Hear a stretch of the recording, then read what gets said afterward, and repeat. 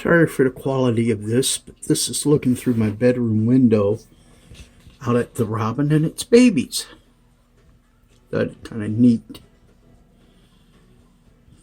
Hopefully you can make them out.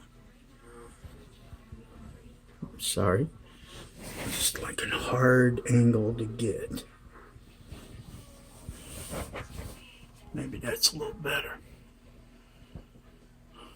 Yeah. You can see him moving around under her. It's just so cute.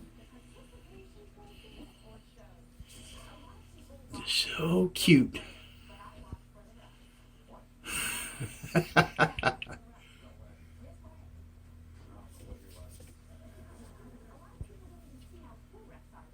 And it's naturally driving Boots crazy to see the little birds and the big bird. And he's not exactly pleased that I'm taking his spot in the window looking at him. Okay. Maybe more later.